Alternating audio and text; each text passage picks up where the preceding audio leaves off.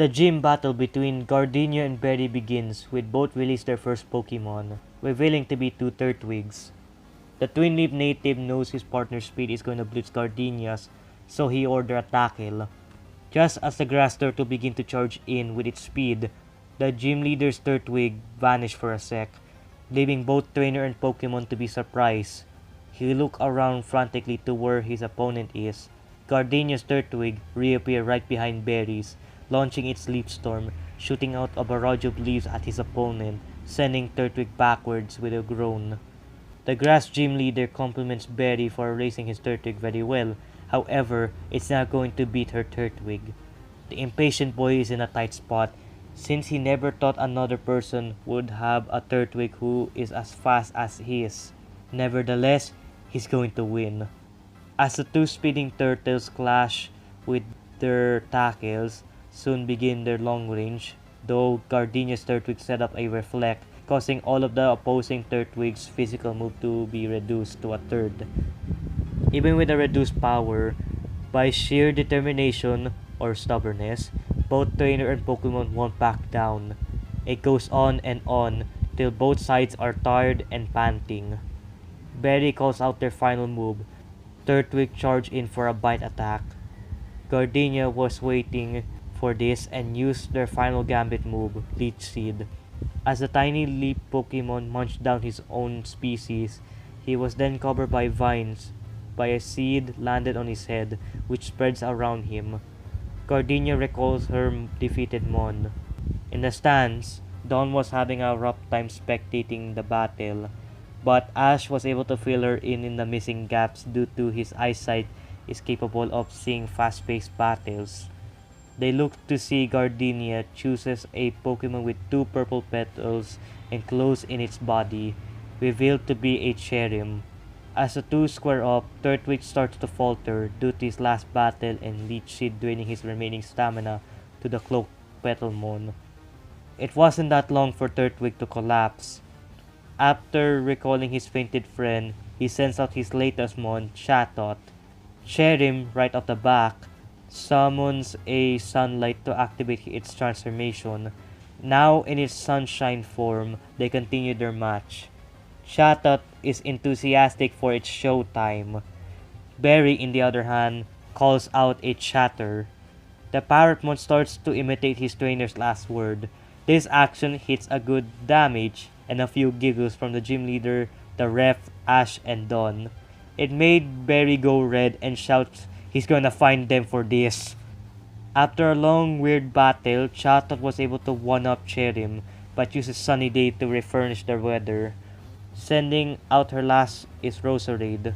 She tells the Bouquetmon to use Weather Ball, encasing its two flower hands with a white ball that turns into a reddish one, fires at Chatot, who barely dodges, only grazed by the attack. It took a while out of the two, Roserade using its quick movements and firing Magical Leaf, which make Chatot stunned for a poison sting, but the Mimic Bird retaliates back with its hidden move, Sing, for him to use a flurry of pecks to finally finish the sleeping masked Pokemon. Berry pats Chatot after it perched into his shoulder, along with him giving the bird a warning next time what he mimics, next time when they use Chatter. He received his badge from Gardenia and the two friends congratulate Berry for his win. The hyperactive boy looks to Ash and tells him he better win his badge because he's in the lead. Ash gives his friend a smirk. He won't want him to have a bigger ego.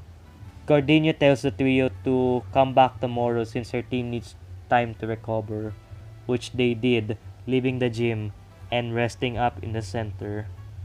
It was early in the afternoon. They all recovered and ate their lunch. The Twin Leaf natives would want to explore around the city, since they are no need to be in a rush. Plus, seeing captivating landmarks will be fun.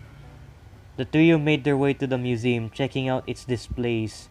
There were two exhibits that caught their attention of our heroes, particularly Ash, who saw a glass case with a cathedral twin tower building and a statue of the legendary Pokemon who controls time and space. They were amazed to see this. However, Ash is put off by this, which made Dawn and Barry notice and ask why about his oddity on the statue. Ash explains the statue they're looking at isn't what the Pokemon resemble, it's an interpretation on what they look like. His two friends were surprised, but Dawn remembers something she read in the Book of Legends. Dialga and Palkia were separate beings who helped create the universe. Ash also added the exhibit is missing the third legendary who created antimatter. Dawn and Betty were shocked to know there is a third Pokemon who also helped create the universe. Barry questioned his friend about how he know all of this. The son of Cynthia responds with, "My mother tells stories when I was little, along with her knowledge about mythology and history." It really gave him a perspective and appreciation on life. Also, he's happy to share them this. It really allows him to express himself more. The two were happy to hear this, but it made Barry remember something. As the three and their partners look at more displays, Barry talked to Dawn, where Ash is out of their hearing range, whispered to her on Ash's condition if it's been shown before he came along. The coordinator is alarmed by this. She quickly glanced at Ash for a sec, then answered Barry in a low voice. Ash has been doing well. The only time it almost happened when they first met Paul. However, he's fine now, as long as nothing that would possibly remind him of it. Barry was glad to hear it, though for some reason, the two have a bad feeling. They walk out of the museum, satisfied with their exploration. The group took a break in the outside of the city, just have a picnic and training with their mons. Dusk is starting to settle in as the group finish their things along with Ash praising his team for a job well done. A familiar unwelcome face arrived to call Ash out a pitiful trainer. They turn to see Paul giving them a cold look with a frown on his face. The three are surprised to see Paul again. The purple-haired boy explains he was just leaving town after winning his badge a few days ago and finished his training until he saw them. He insulted Ash after seeing his training performance with his Pokemon. Ash adopts his mother's stern look and not wanting Paul to get over him again, declares a battle to him, which the apathetic trainer agree, along with not needing a referee because he already knows the outcome, as he sends out Chimchar to remove that sour taste from their last bout. Ash calls for Krogunk. As the frog and monkey stare at each other intently, Paul gives Ash the first turn. Ash calls out a brick break. Krogunk darts forward with its hands glowing ready to strike Chimchar, but the fire monkey dodges, then follows with Scratch. The poison frog tries to dodge, and even so, Chimchar was fast, scratching its opponent.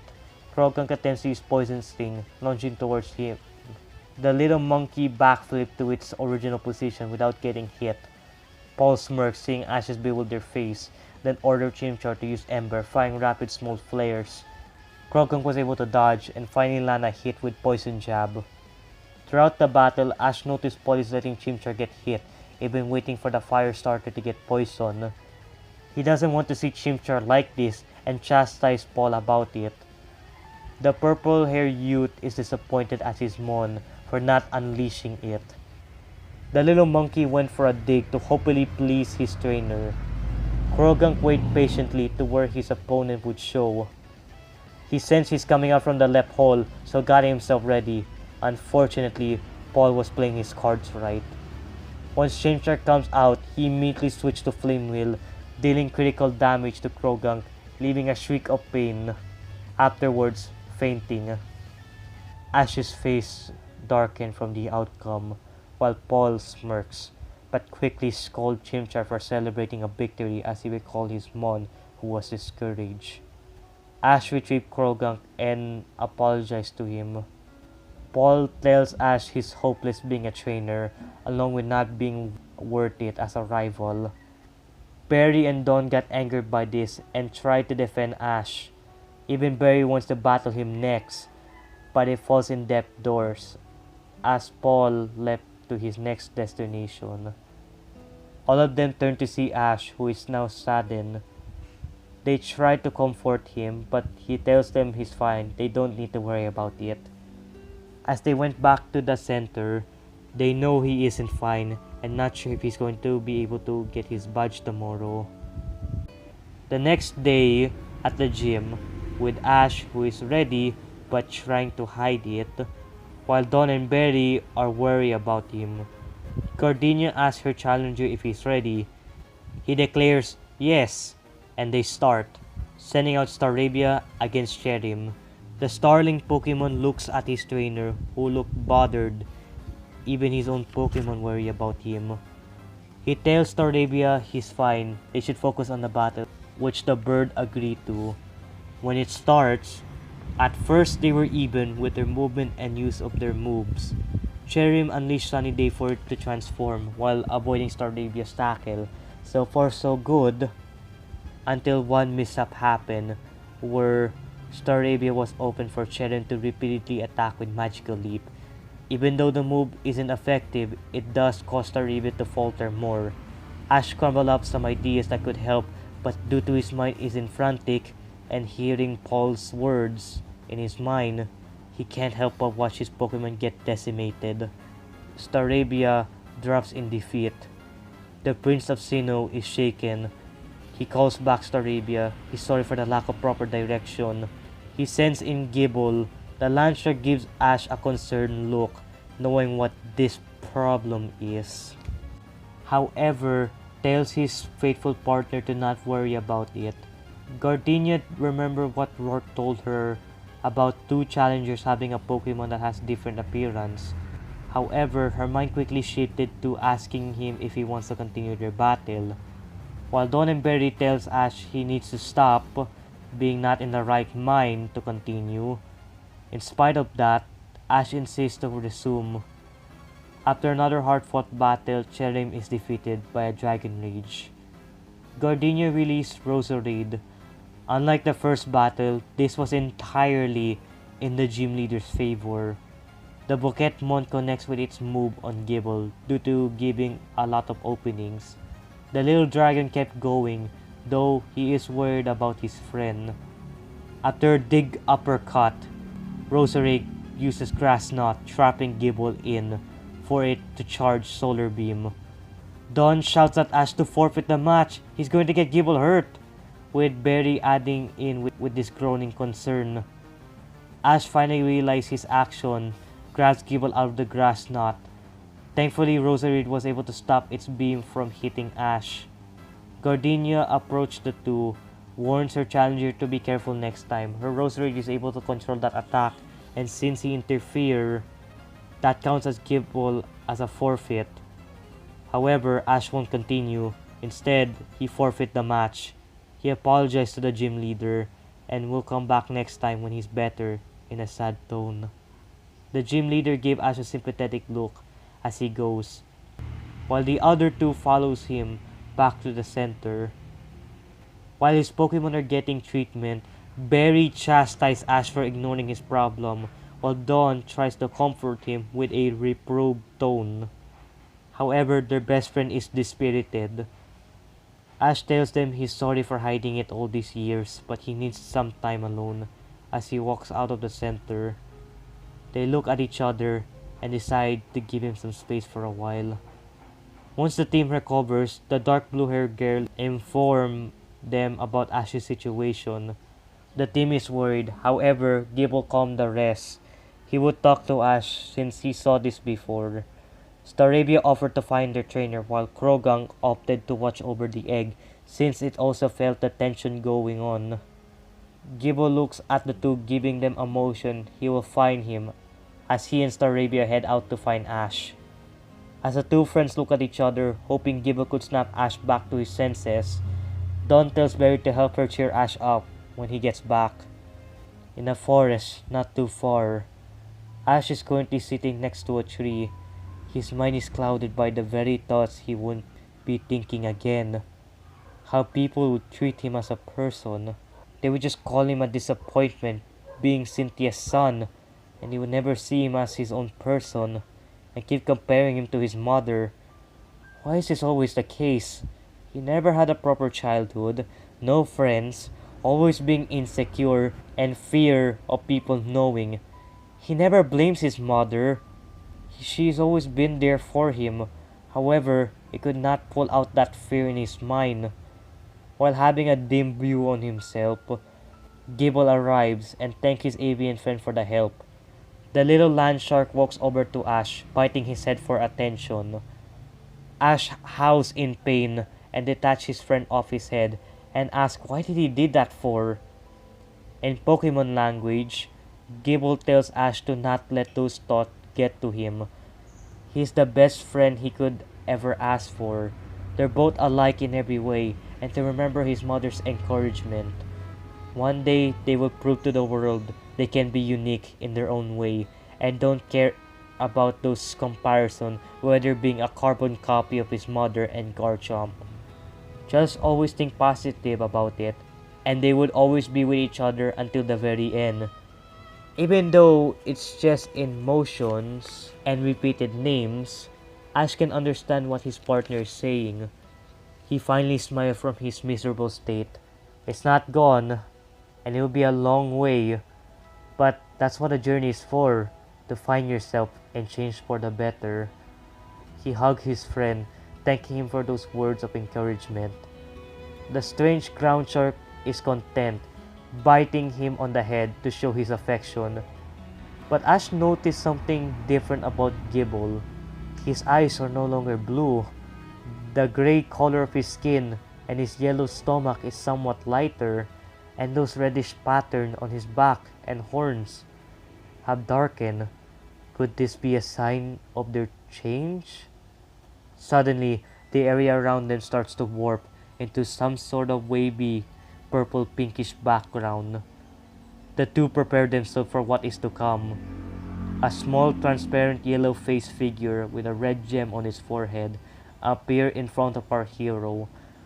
Ash is confused but stayed pragmatic, though the figure looks familiar to him. The creature's red gem glows as it raises its paw, touching his forehead, emitting a flash, which blind our hero and his Pokemon.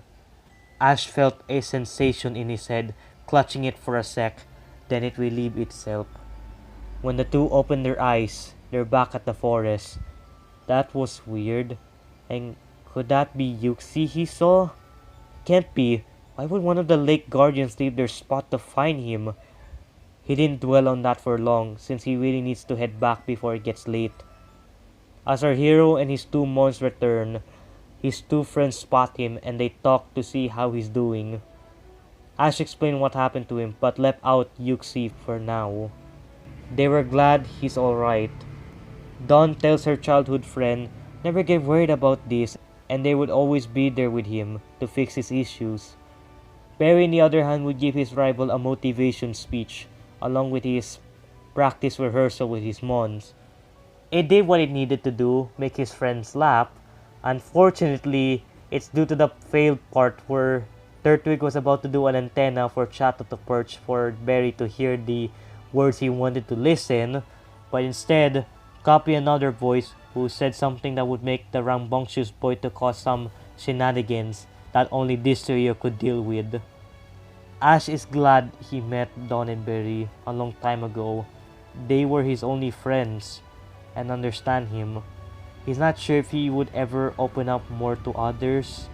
However, he will want this journey to be a life-changing one. Eventuality, morning arrives. The trio has returned to the gym, who were greeted by Gardenia, who looks to Ash if he has recovered. The son of Cynthia replied with a yes, and this time, he's going to win his badge.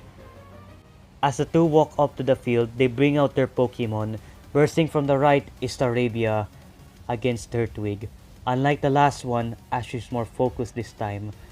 Staravia uses his air mobility, using the tree as coverage. As for Turtwig, its speed is an issue, but it also uses the trees to slam into Staravia. However, the flying type did not falter and stay above it, waiting for Ash's signal.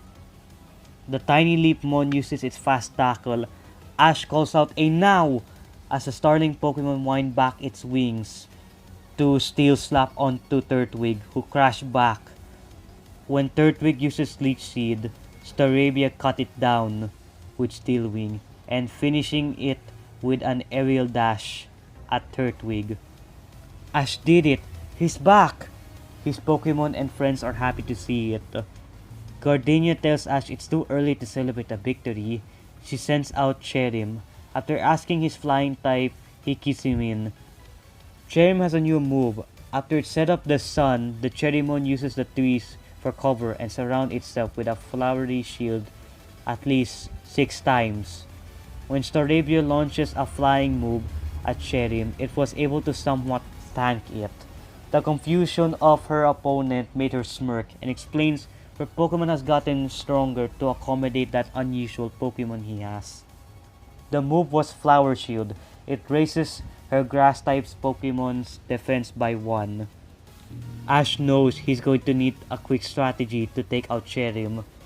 There were close calls and hits until Ash noticed a small opening. When Cherim used Solar Beam, Staravia's wings were steel. Some of the light bounced up. This is it! They went for another aerial ace. Gardenia frowns while saying that wouldn't work because of Solar Beam. However, she has to do her job. Cherim fires another Solar Beam. Staravia waits for his trainer signal and activates Steel Wing, blocking the beam of light, redirecting it at Cherim, who was dazed after tasting its own beam. The predator bird rocketed towards its prey using tackle, damage the berry who fall unconscious. Gardenia is impressed and asks Ash how he found out about reflecting Solar Beam. Ash explains he's really good at observing things around him, ending it with, "It's a blessing and a curse." Gardenia is oddly confused by that last statement. However, they would begin their final match by sending out her last Roserade. The blonde-haired boy asks his Pokemon if he wants to take a break, since he took a lot of damage along with his stamina already low. The starling Pokemon insists on continuing. Ash asks again if he's sure, and confirms it. He tells his flying type to not push himself too much. As the two Mons battle, it's clear Roserade has an advantage, using its grass and poison moves to wear down Staravia for an eventual knockout, not without giving a few hits in. Ash retrieves his flying type, thanking him for all the effort. He grabs his starter's ball and sends him out. Gible is fired up and is ready to win. The battle was intense. Gible bites down on Roserade's flower, but got stung in the process. Using what's left of Sunny Day's turn, unleashes Weather Ball, becoming a fire type. Though ineffective, it did its job.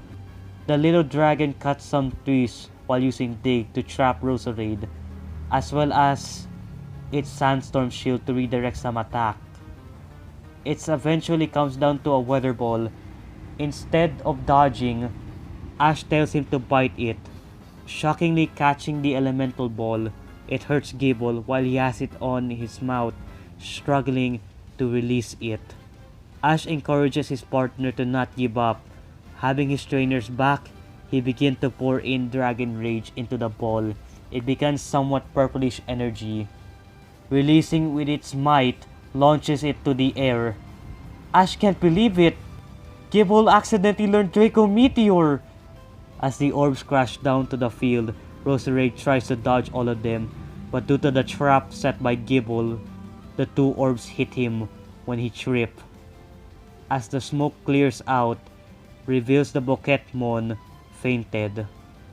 After getting his congrats from the gym leader, he received the Forest Badge.